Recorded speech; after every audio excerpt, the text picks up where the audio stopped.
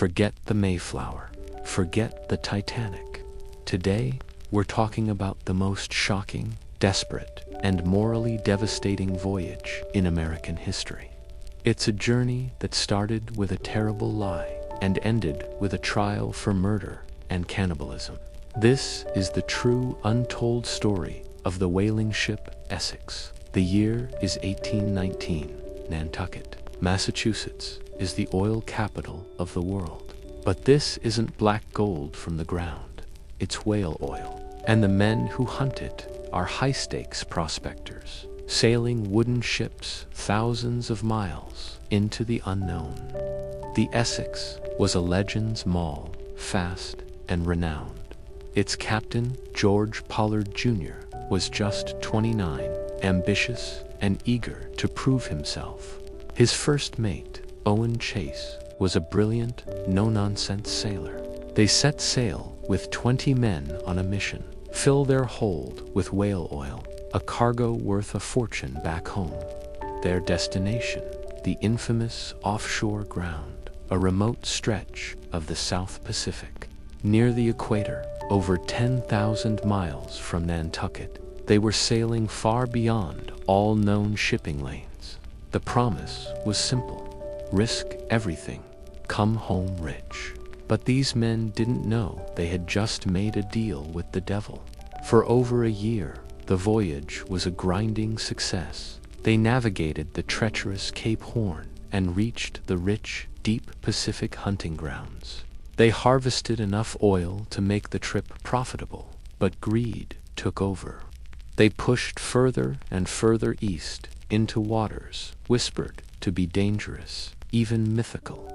Then, on a sunny November morning in 1820, about 2,000 miles west of South America, literally the middle of nowhere, the unthinkable happened. They spotted a sperm whale, but this was no ordinary whale. It was an enormous bull, far larger than any they had ever seen. And it wasn't fleeing, it was attacking.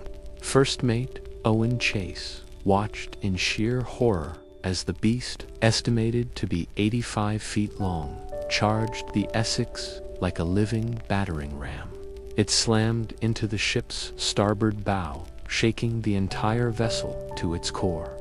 The whale then surfaced, circled, and charged again.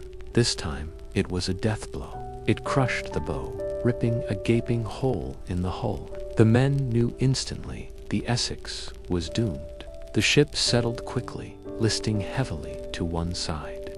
They had maybe 10 minutes before their floating home. Their only link to civilization sank into the deepest part of the ocean. 20 men scrambled to salvage what they could: a few navigation tools, some hardtack biscuits, and a little fresh water. They loaded everything into 3 flimsy 25-foot whaling boats and rowed away, watching as the Essex slipped beneath the waves forever.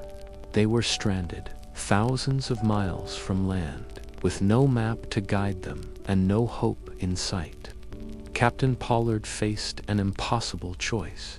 Should they sail east toward the distant shores of South America, or west, toward what they hoped were closer islands? They chose east, toward South America. It seemed logical, but First Mate Chase and others knew that if they headed straight for the continent, they risked hostile currents, or even pirates. So, they decided on a longer, more desperate route, heading south first, then east, hoping to catch favorable winds. This single decision added hundreds of miles to their already impossible journey. The next 90 days were a living nightmare. Their meager supply of food vanished. They tried catching fish, but soon even the sun-cured hardtack was gone. They resorted to chewing on the leather from their own shoes. The equatorial sun beat down relentlessly, driving them mad with thirst as the salt water around them mocked their agony. Savage gales battered their tiny open boats, forcing them to bail constantly just to stay afloat. One by one, the men began to die. As the first bodies succumbed to starvation and exposure, the survivors faced the final, unthinkable choice: cannibalism. To survive, they began to consume the bodies of their dead shipmates. This wasn't a moral debate. It was the simple, brutal arithmetic of survival. But the most horrific moment was yet to come. By January 1821, the 3 boats had separated. 2 of them, including Captain Pollard's, drifted together. Only 8 men remained, all of them hovering on the brink of death. When the next man died naturally, his body was consumed. But soon, no one was dying. On Captain Pollard's boat, the 4 remaining men looked at each other, knowing they couldn't wait for nature to take its course. They agreed to a mutiny against morality itself. They would draw lots. 1 man would be the executioner, and 1 would be the victim. The lot for death fell to a young man named Owen Coffin, the captain's own 18-year-old cousin. Captain Pollard swore he would take the boy's place, but Coffin refused, saying, "I like my lot as well as any other." The lot for the executioner fell to another man. The grim deed was done, and the body was consumed. 2 weeks later, the 3 remaining men drew lots again. In February 1821, after 94 days adrift, the first rescue occurred. The boat, commanded by Owen Chase, was spotted by a passing ship. Only 3 of the original 7 men on that boat were alive, looking more like skeletons than human beings. Captain Pollard's boat was found 5 days later. Only 2 men had survived. When their rescuers came aboard, they found 2 emaciated figures sitting next to the scattered, gnawed bones of their shipmates. Of the 20 men who had sailed on the Essex, only 8 survived the ordeal. The survivors were brought home to a stunned America. They looked like ghosts, and the terrible truth of the cannibalism and the drawing of lots could not be kept secret. Captain Pollard and the others received no hero's welcome. They were immediately put on trial by the elders of Nantucket. The charge wasn't murder, but something more pragmatic for the whaling community, establishing the exact chain of events. The verdict was a shameful cover-up. The court ruled that the actions were committed out of dire necessity. No criminal charges were filed. The story was deemed too disturbing, too morally corrosive for the young republic.